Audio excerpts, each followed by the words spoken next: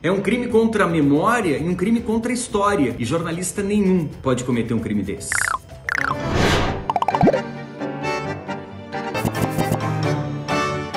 Três times que eu vi jogar e que me marcaram.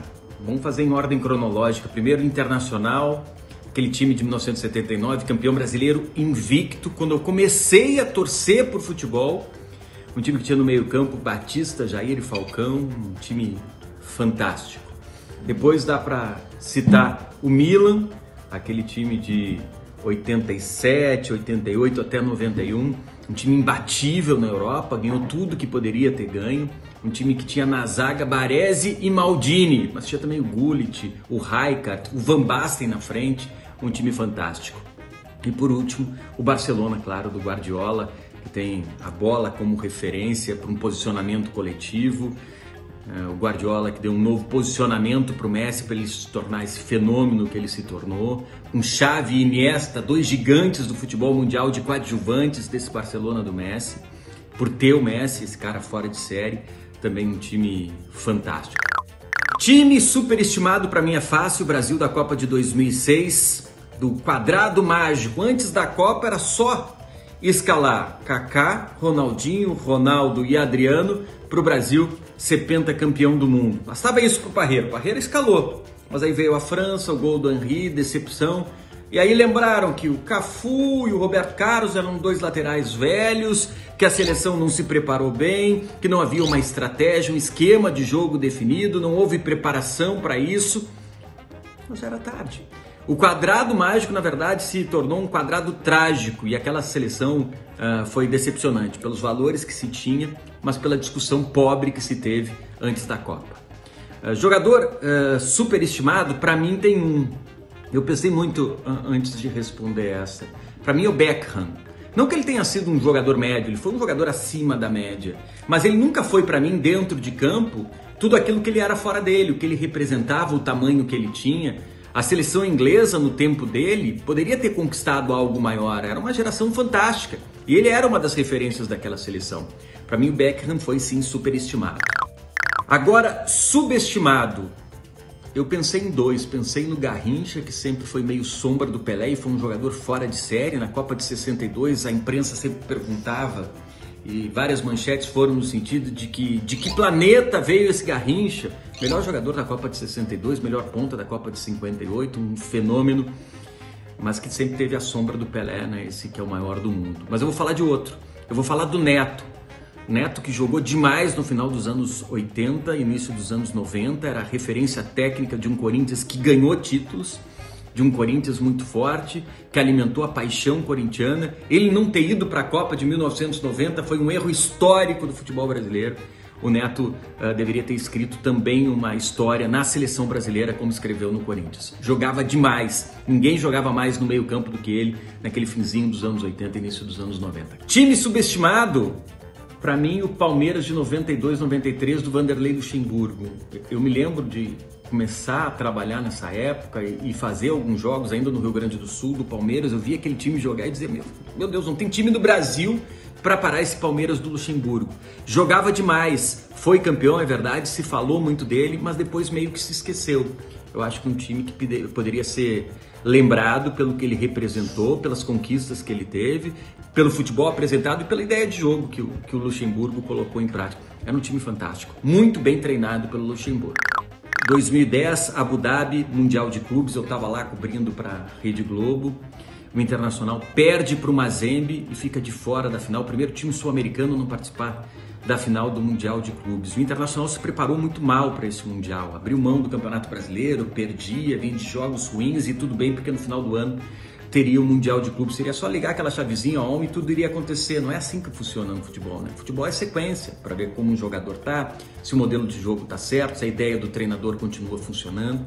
Então o Internacional acabou perdendo, eu lembro do Kidiaba na minha frente, eu estava atrás do gol dele, comemorando com aquela dança completamente maluca. Depois de mandar matéria para o Jornal Nacional, matéria para o Jornal da Globo, vários boletins, fechar vários textos e enviar aqueles textos, aquele material para o Brasil, que era sempre complicado, sempre um desafio demorado. Eu olhei para o Mariano Batista Gaúcho também, que era o editor que estava me acompanhando nessa aventura, junto com o Edilson Caju, que era o cinegrafista. Nós três nos olhamos e eu perguntei, vem cá, o Inter perdeu mesmo para o Mazembe? Todo mundo olhou, se olhou, baixou a cabeça. Verdade, o Inter tinha perdido para o Mazembe.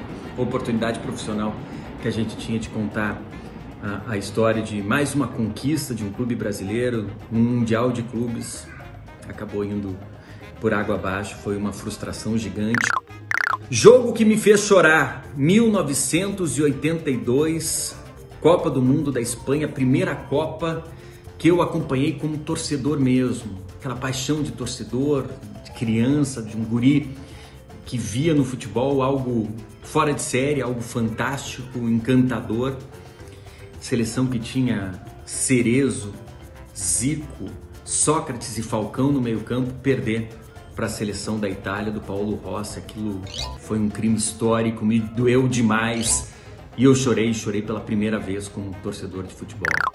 Uma discussão que eu tive, na verdade, foram várias, contra alguns jornalistas, colegas que têm certeza de que o futebol começou a partir dos anos 90 ou anos 2000, quando eles começaram a ver o futebol.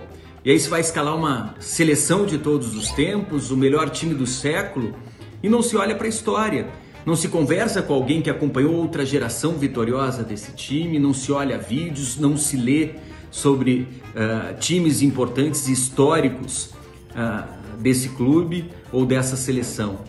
Uma seleção brasileira sem Garrincha é um crime. Um Grêmio de todos os tempos sem Lara é um absurdo. Internacional sem Tesourinha, sem Salvador também não existe. É um crime contra a memória e um crime contra a história. E jornalista nenhum pode cometer um crime desses. Comentário que me incomoda, me irrita não, mas algo que me incomoda no jornalismo esportivo de hoje. O futebol como refém da matemática. Aquela análise de um especialista, de um comentarista que só olha para o computador e para os números que ele apresenta e esquece de olhar para o campo, para o histórico, para o retrospecto e para tudo que permeia a partida. E não se explica e não se mostra na tela de um computador. O futebol vai muito além desses números. Esses números ajudam a contar a história de um jogo, claro que sim, eu acredito que sim. A ciência é uma ferramenta para o futebol, mas o futebol vai muito além de uma ciência exata. Um personagem do esporte que eu gostaria de conversar mais, Gustavo Kuerten, o Guga. Eu já o entrevistei várias vezes, ele é um cara fantástico, sempre super solícito, inteligente, camarada, simpático.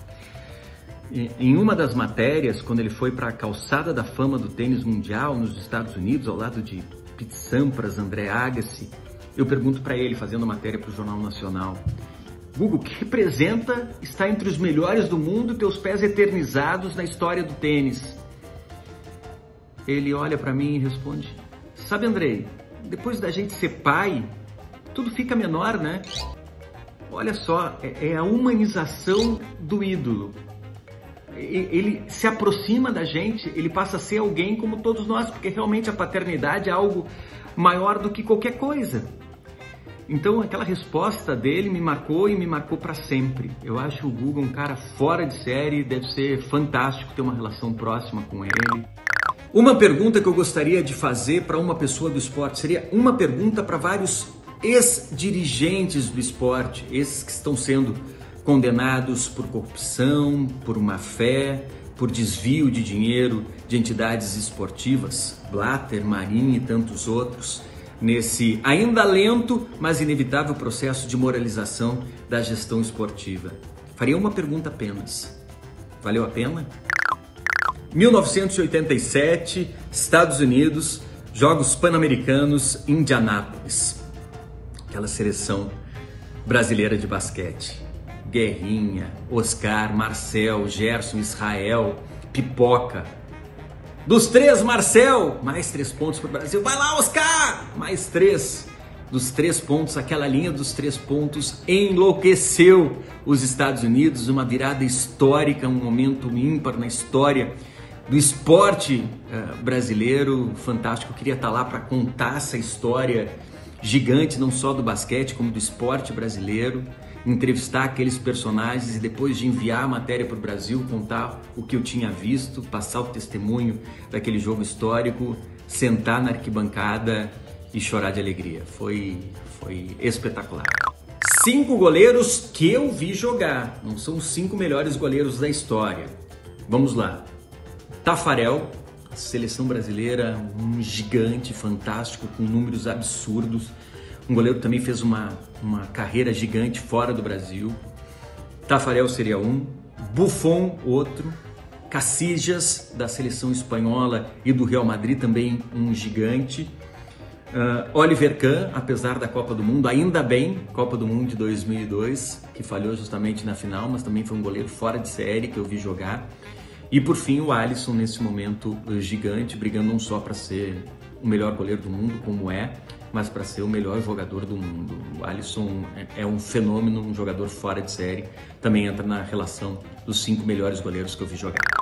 5 defensores, vamos colocar 2 brasileiros nessa lista. Aldair, que eu vi jogar, jogava demais, senso de cobertura, uma técnica acima da média, imposição física, bem no jogo aéreo, para mim um zagueiro fantástico, uma história rica no Flamengo, uma história riquíssima na Itália e na seleção brasileira. Júnior, lateral esquerdo, fora de série, de uma técnica rara também.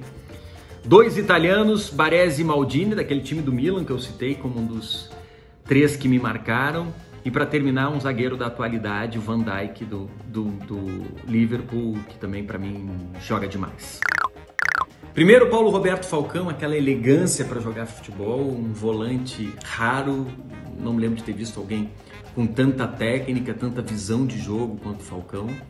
2, Pirlo, outro que também sabia acelerar o jogo quando precisava, cadenciar, segurar o jogo quando a partida pedia, jogador de uma técnica rara, batia muito bem na bola. 3, Zico, não precisa muito justificativa para colocar o Zico nessa lista. 4, aí eu vou fazer uma sacanagem, Zidane / Platini, são franceses, vale um voto só. E para terminar, Diego Armando Maradona, mais genial de todos que eu vi, aquele que com uma mão eliminou a Inglaterra num jogo e num título em 86, que veio também para levantar a autoestima de um povo argentino completamente ferido pelo que aconteceu na Guerra das Malvinas. 5 atacantes, aí eu vou dar uma brasilianada, vou ser meio fanista, vou colocar 3 brasileiros nessa relação. Ronaldinho Gaúcho, Ronaldinho, terceiro é Romário, depois os 2 últimos atacantes que eu vi jogar, Cristiano Ronaldo, e para mim o melhor deles dessa geração aí, Lionel Messi. O mais fora de série, para mim um ET, um jogador que precisa ser estudado, de um talento realmente excepcional.